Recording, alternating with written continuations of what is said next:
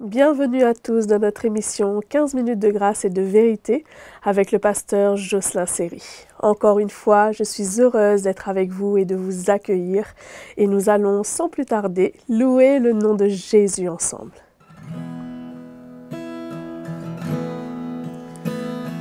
Ton nom seul est exalté et ta gloire est au-dessus des cieux.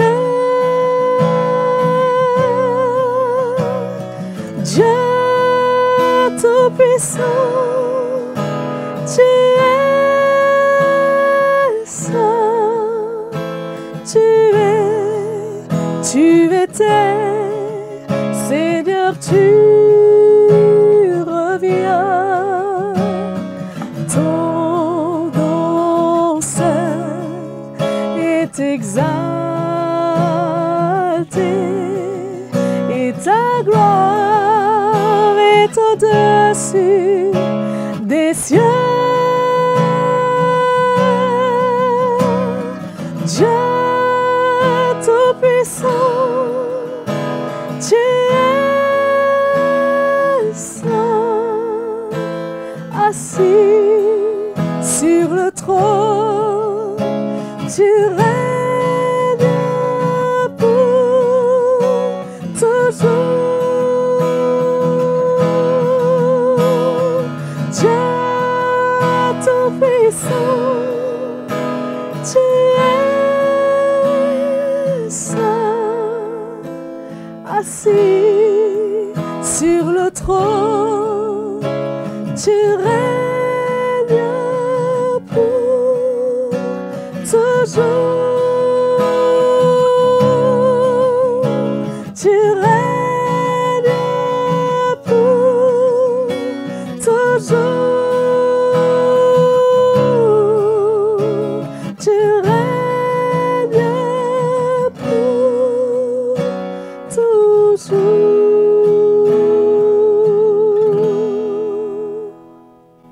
Alléluia. Je vous laisse maintenant avec la parole de Dieu. Bienvenue les frères et sœurs.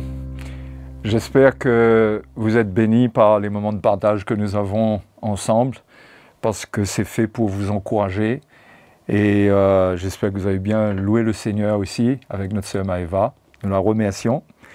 J'aimerais revenir sur ce verset d'Ecclésiaste, chapitre 9, verset 8, pour continuer à développer ma pensée sur ce sujet. Ecclésiaste, chapitre 9, verset 8. Qu'en tout temps, souvenez-vous, Salomon disait, qu'en tout temps tes vêtements soient blancs et que l'huile ne manque point sur ta tête. On a vu quelques conséquences du manque d'huile sur la tête lorsque les vêtements ne sont pas gardés blancs, purs, lorsque notre vie n'est pas gardée dans la pureté, il y a une diminution de l'huile sur notre tête, c'est-à-dire que c'est l'image d'un manque de sensibilité que nous aurons par rapport à l'Esprit du Seigneur. Et nous n'allons pas vivre une vraie communion profonde où nous allons pouvoir retirer des choses vraiment spéciales, des moments spéciaux où Dieu parle et nous entendons, où Dieu nous fait ressentir des choses et cela produit une conduite dans notre vie.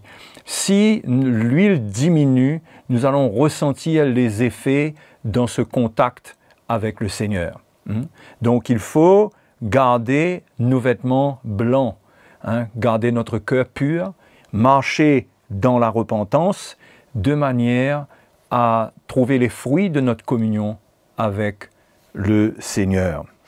Alors cette huile qui a manqué sur la tête de Salomon, ça a fait que il est possible qu'il n'ait plus arrivé, qu'il ne soit plus arrivé à sonder les choses spirituelles, à goûter aux choses spirituelles comme au début. Parce que vous vous souvenez que Salomon avait écrit quand même 3000 sentences, 3000 sentences et 1005 cantiques. C'est lui qui a écrit une grande partie du livre des Proverbes. D'accord? Donc, On voit un homme qui, lorsqu'il était à ses débuts, était inspiré, écrivait beaucoup et parlait beaucoup, et même dans le domaine, non seulement dans le domaine naturel, parce qu'il parlait sur la nature, sur toutes les choses naturelles, les arbres, les poissons, les animaux, toutes choses, mais il parlait aussi de choses morales, de choses spirituelles. Donc, il est possible que l'huile ayant manqué sur sa tête, on le voit dans l'étape de sa vie dans l'Ecclésiaste, où là, il est en lutte, et ce ne sont plus toutes sortes de sentences de sagesse, ce n'est plus cette inspiration qui a dû le faire composer des cantiques, mais il partage plutôt sa lutte. Et les frères et les sœurs, quand l'huile diminue, nous serons en lutte. L'huile, c'est l'esprit de la grâce. Cette grâce dont nous avons besoin, qui nous est communiquée, manifestée par le Saint-Esprit, qui ne peut pas se mélanger avec la folie. Cette huile qui nous communique la sagesse de Dieu, la lumière de Dieu. Donc, Salomon, du fait qu'il n'a pas su garder son cœur pur, sa vie pure, et que l'huile a manqué, il semblerait qu'il soit resté ensuite bloqué dans une dimension philosophique, voyez, dans une approche philosophique de la vie. Il a beaucoup philosophé, il s'est interrogé sur les raisons de beaucoup de choses, mais ce n'est pas animé par l'Esprit de Dieu pour percer les mystères de Dieu, mais c'est comme si qu'il y avait un blocage.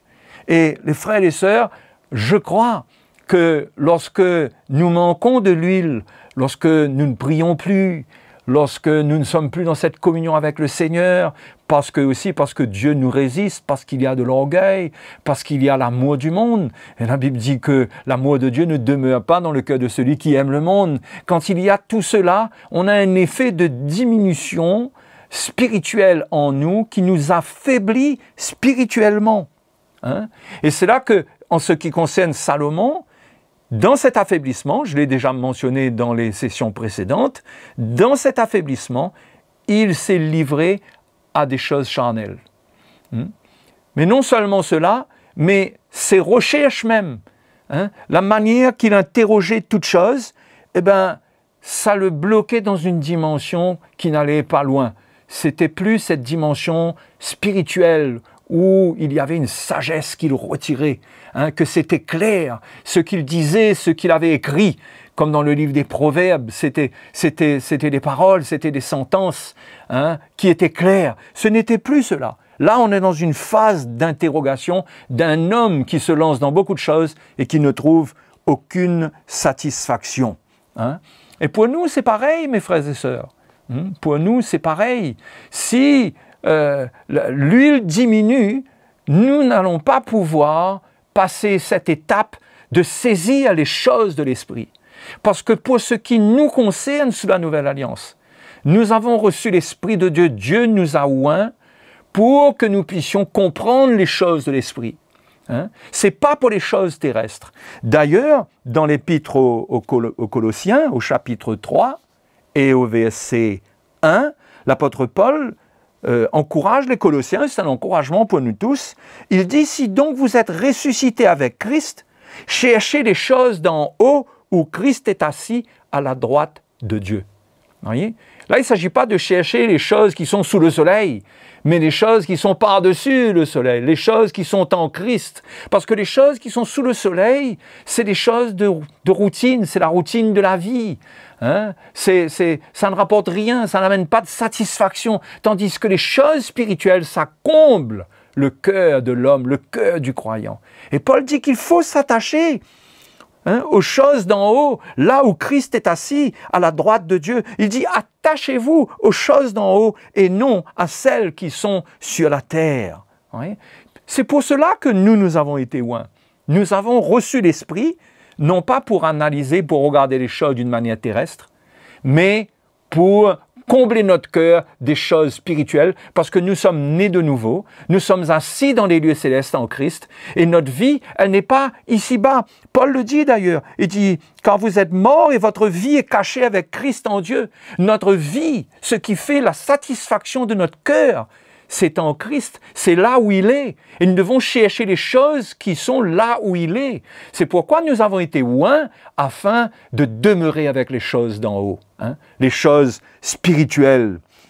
Il dit, quand vous êtes morts et votre vie est cachée avec Christ en Dieu, quand Christ, votre vie, paraîtra, alors vous paraîtrez aussi avec lui dans la gloire.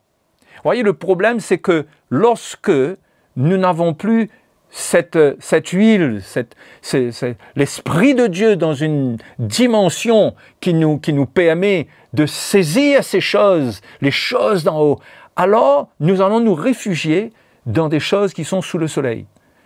Nous allons utiliser nos capacités naturelles pour servir Dieu. Nous allons nous réfugier dans des choses émotionnelles. Vous savez, le domaine dans lequel cela est le plus visible, c'est la musique, c'est l'adoration. Quand nous ne sommes plus, quand l'huile manque parce que nous sommes mondains, parce que nous aimons le monde, nous aimons la musique du monde, nous aimons les choses du monde, alors l'huile manque et nous ne pouvons plus atteindre les choses spirituelles parce que notre cœur n'est pas en capacité de les saisir et de les comprendre. Alors, qu'est-ce que nous faisons? Nous nous tournons vers des substituts de l'esprit, des choses que nos émotions fabriquent. Nous avons besoin de la musique comme un booster émotionnel pour fabriquer une espèce d'onction qui n'est pas l'onction. Et nous nous séduisons nous-mêmes et nous croyons que nous sommes en train de nous réjouir dans la présence de Dieu alors que nous sommes en train de vivre dans une dimension spirituelle qui est basse, qui est sous le soleil, là où il n'y a que de la vanité et poursuite du vent. Et c'est notre chair là qui sera en train de vivre. Nous serons en train d'exprimer des choses à Dieu dans la chair. Mais ça, c'est pas l'appel de Dieu pour nous.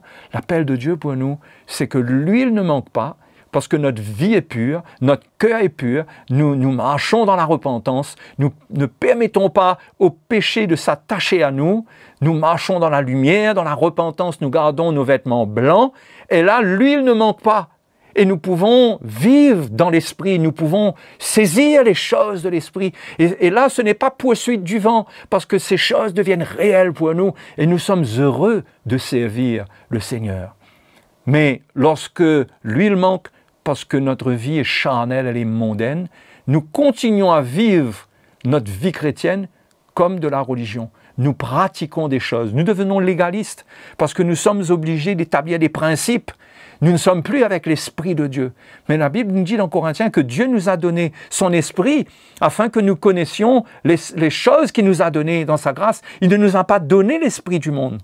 Mais lorsque nous sommes bloqués parce que nous n'avons plus cette liberté spirituelle, alors ce que nous faisons est dans une dimension charnelle, dans une dimension émotionnelle.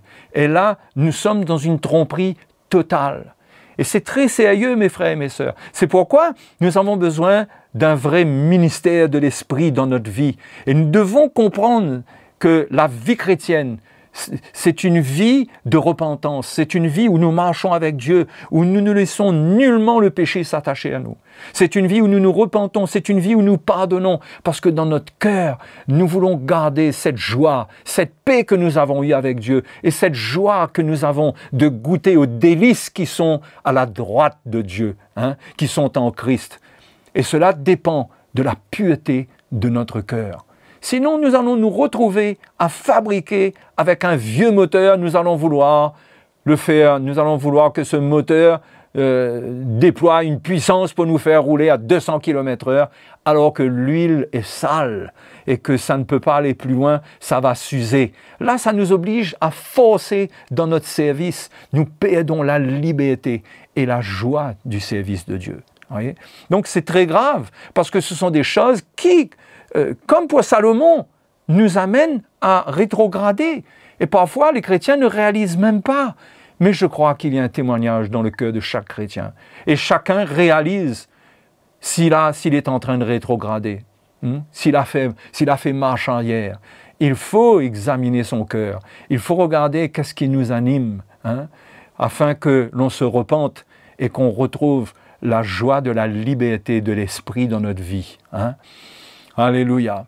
Donc, je vous encourage à garder vos vêtements blancs, à garder votre cœur pur, hein, afin que l'huile ne diminue pas, mais que vous soyez toujours dans cette grande liberté spirituelle pour servir le Seigneur et que vous n'avez pas besoin de fabriquer aucune chose, ni dans la prière, ni dans l'adoration, ni dans le témoignage que vous apportez, mais vous allez ressentir une grande liberté s'exprimer au travers de vous. Ça, c'est le bonheur de la vie chrétienne. Sinon, on va ressentir de la vanité parce qu'on va être bloqué dans une dimension philosophique. La vie chrétienne va devenir notre philosophie. On va être malheureux. Ça va devenir des lois et des principes, un système légaliste. Mais Dieu veut nous tirer de là. Hein, et il nous a oints pour qu'on goûte aux choses éternelles, aux choses spirituelles. Mes frères et mes sœurs bien-aimés, soyez bénis, hein, et comprenez ces choses. Et je vous donne rendez-vous à la prochaine fois, à la prochaine session, pour qu'on continue à partager sur ces choses et qu'on soit encouragé à se consacrer au Seigneur. Que le Seigneur vous bénisse. Merci pour votre fidélité. N'oubliez pas, abonnez-vous à notre chaîne YouTube et si vous voulez nous écrire, n'hésitez pas. Écrivez-nous à l'adresse qui s'affiche sur vos écrans. À bientôt!